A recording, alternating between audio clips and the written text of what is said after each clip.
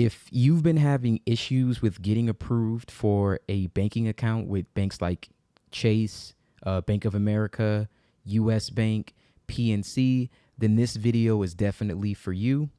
Hello, my name is Steven Smith from Success with Steven, and today I'm going to be showing you how to remove negative information on your Early Warnings LLC report.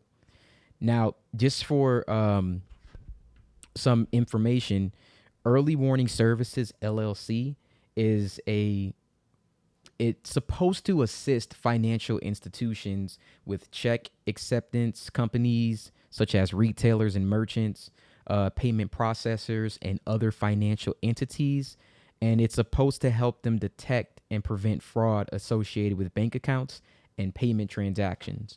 So what a lot of people aren't aware of currently is who owns Early Warning LLC. So Early Warning is co-owned by Bank of America, Capital One, JP Morgan, PNC Bank, Truist Bank, US Bank, and Wells Fargo. So if you've had any issue with getting these bank accounts, this could be the reason why. And if you didn't know, they're also the parent company of Zelle, the payment transfer app. So all of your payment transfers that you have with Zelle, your large transfers, any type of alerts like insufficient funds or anything that they thought may have been like obscure or strange in your banking history will show up on Early Warnings LLC. So to get started, we need to go to www.earlywarnings.com, right? And this is going to be the home screen. The first thing that you need to do is get your consumer report. You're going to click on your consumer report, and it's going to say how to request your consumer report. You're going to get this PDF with the explanation.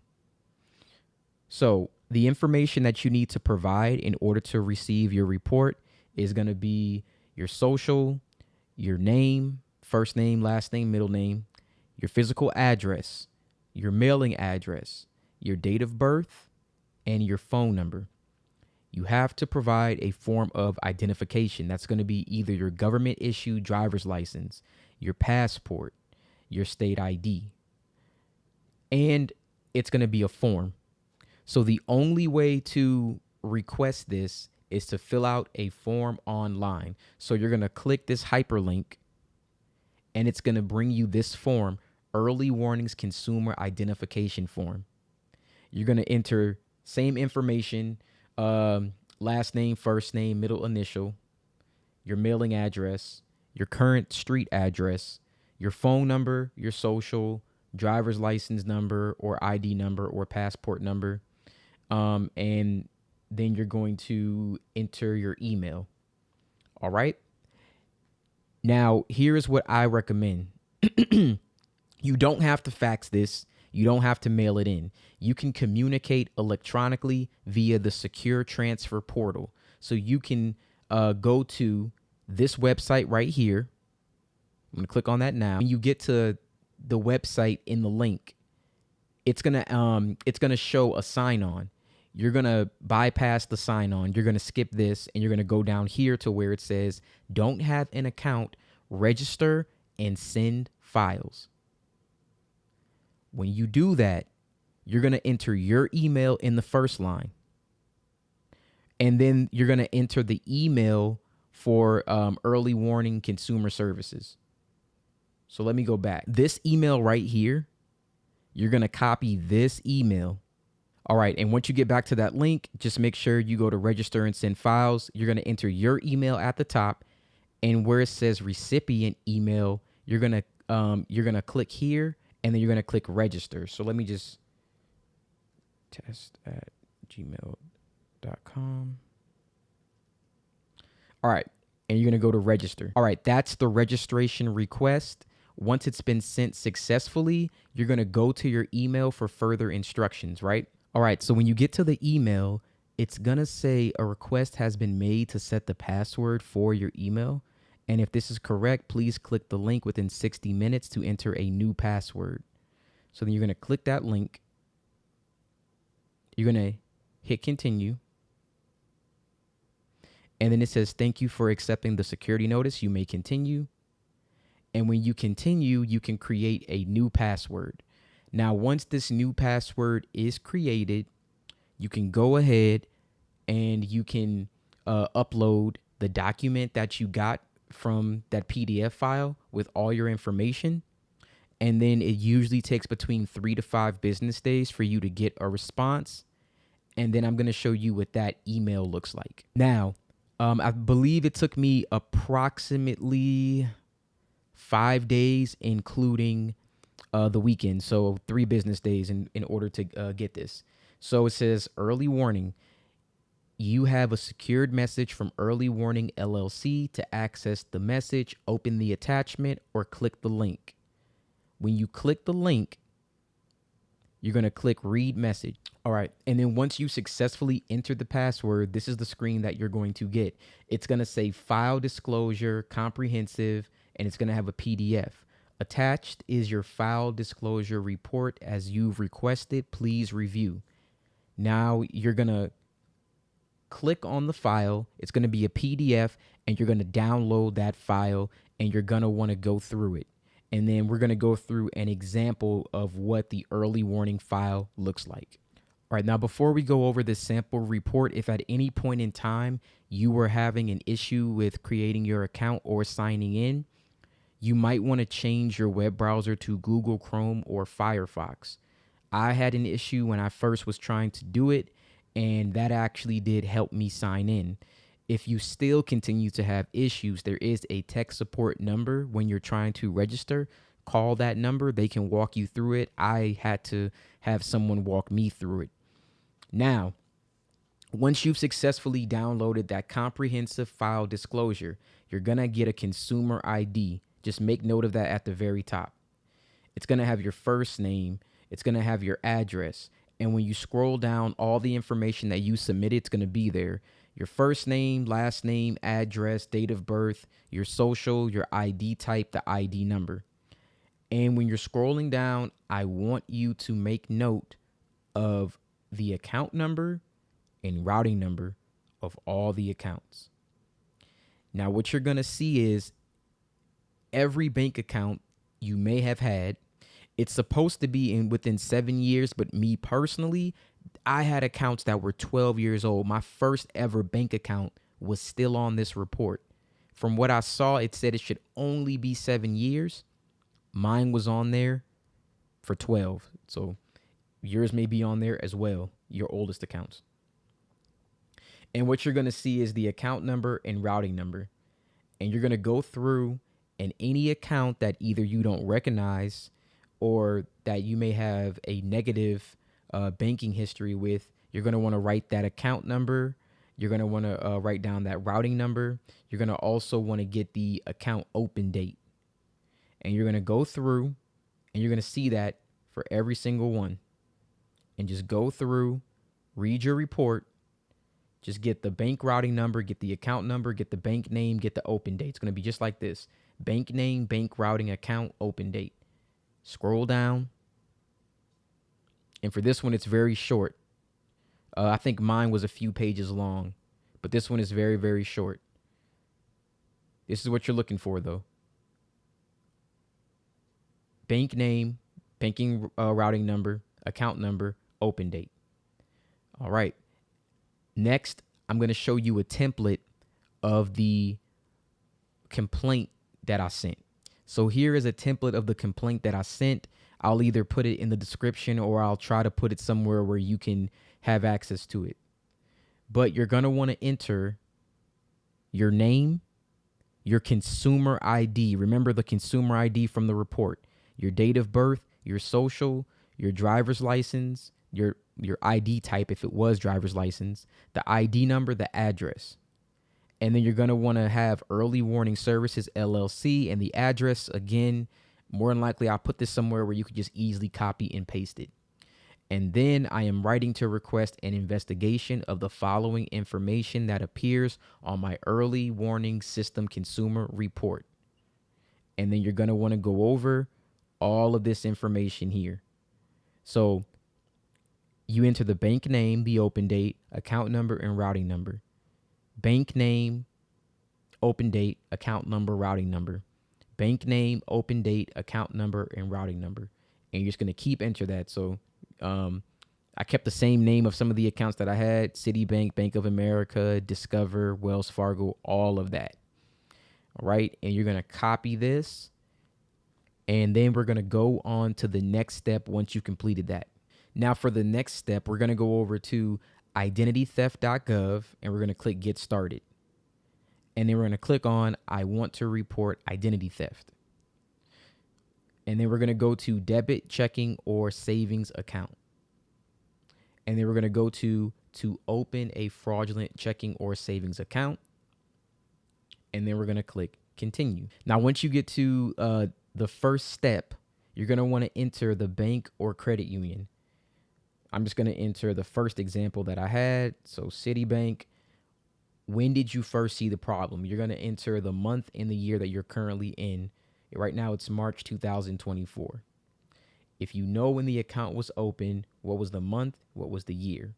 If we go back and we took all the information down, open date was March 22nd, 2018. Okay, so we're going to go back.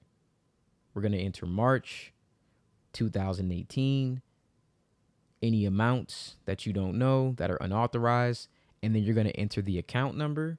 And for my example, I just used all zeros, and then you're going to enter your routing number. You can add up to 5 accounts. If you have more than 5, when we get to the personal statement step, that's when you're going to enter the additional accounts. So I'm just going to hit add another fraudulent bank account at the bottom. Now from there, repeat the same steps. The bank's name. You first notice the problem, the month and year that you're currently in. The date, the month and year that the account was opened. Any estimated charges, account number, routing number, and then add, or if that was it, you hit continue. And then on the next step, you're going to enter your first name, your last name, your primary phone number, your email address, your date of birth, and your current mailing address. Because I've done this before, I'm not going to be able to fill out another one today, but you're going to want to go to step 3, suspect information. You're just going to ask you if you know of anyone who may possibly you suspect that did this. They're going to ask you for any additional information. Answer the questions like you've answered them if you've watched any of my previous videos on how to do that. If not, at this part, I'll link a video to how to fill out the affidavit for identitytheft.gov. The personal statement is the point where you're going to enter the other accounts. If you have more than 5, you will have to manually type it at that point. You're not going to be able to copy and paste it. That is normal. You're going to hit review complaint. From there, you don't have to create an account if you don't want to. It's going to ask you if you want to create an account. You can say no, not at this time, skip that part, and then you can download the affidavit. Once the affidavit is downloaded, then we're going to go back to earlywarnings.com. Once you're back on earlywarnings.com, you can go back to your consumer report. And when you scroll down, there's an option that says you would like to dispute something in your early warning consumer report. And then once you do that, you're going to go to send your report dispute to early warning. You're going to click on right here, consumer services.early. Once you get back there, you're going to log in using your email address, which should be your username, and your password. Once signed on, it's very simple. It's just going to be a page where you can submit documents. Now, a couple of things. If you had issues, again, you want to use Google Chrome. I noticed that when I tried to use Safari again, I wasn't able to upload documents. So you want to upload the affidavit that you downloaded from identitytheft.gov. You want to make sure to add a copy of your ID, your social security or a second form of ID, something else that you can attach to it. And then you want to go ahead and you want to type in our complaint. So there's going to be a section where you can add documents. There's going to be a section where you could type everything in. You're going to take this entire document that we have here with your information. You're going to copy it. You're going to paste it in to the section where it lets you put the text in. Again, attach the affidavit. Attach a copy of your report. Attach your identifying information, an ID, driver's license, social, birth certificate, just 2 forms of ID. And then you're going to send that off. Now, once you've sent that off, we're going to go ahead and we're going to go to the CFPB. When you get to the CFPB, you're going to go to submit a complaint. Scroll down to the bottom, start a new complaint. And then you're going to sign in. Once you're signed in, you're going to click on start a new complaint. And then you're going to click on credit reporting or other personal consumer report. And then you're going to click on credit reporting for the type of reporting product. And you're going to click on next. You're going to click on incorrect information on your report. Information belongs to somebody else. Have you already tried to fix this problem with the company? Yes. Did the company request information, or did you request information from the company? Yes. Did the company provide this information? We're going to say no. And then we're going to click on next. And for all the options that I've told you today, you don't need to modify it. Do everything exactly as I've done it. Don't do it any differently. Do it exactly the way that I've done it here. So now we're going to take and copy again our entire template. Copy that. And then we're going to go back to CFPB and we're going to paste that in here. It's going to ask you to describe what happened. You already wrote everything out. And then you're going to copy the bottom part here and say, I'm requesting the following information be deleted from my early warnings consumer report immediately. And here we're going to attach all of our files. We're going to attach our entire report. We're going to attach our affidavit. We're going to attach our photo ID, social security number or a card or another form of identification, and a proof of address, just like we do before on all the other disputes. Attach all that information and then click on next. Once you go to company name, you're going to type in Early Warning Services LLC. It's going to come up. And then it's going to tell you that we need this information to help find the company, or to help the company find you in their system. And of course, you check everything. You fill that information out. And then you're going to enter your name as it appears on the report. And then step 5, who are you submitting the complaint for? You're going to click on myself. And at the end of this, as we've done before, you're going to click on review and then you're going to submit. So I'm not going to submit this because I've already done it. And that'll be it. That is the entire process for you to see that complaint. Now, I just did this recently, and I'm going to be making another video after this video, just explaining the process, explaining exactly why I am waiting to release this video until after I know everything has been successfully completed. But at the time of you viewing this, if everything was done properly and I vetted this and I vetted the method, you should have everything deleted off of your report. And somewhere in the description, just read at the bottom, I will let you know exactly how long it took for that result.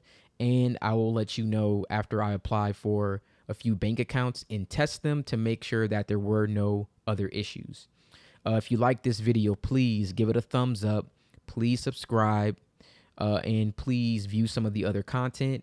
If you haven't downloaded that Ultimate Credit Repair Guide, that's on my website. And I also have the free credit budget calculator. I also have some information on business credit if that would interest you. Thank you so much, and you guys have a great day.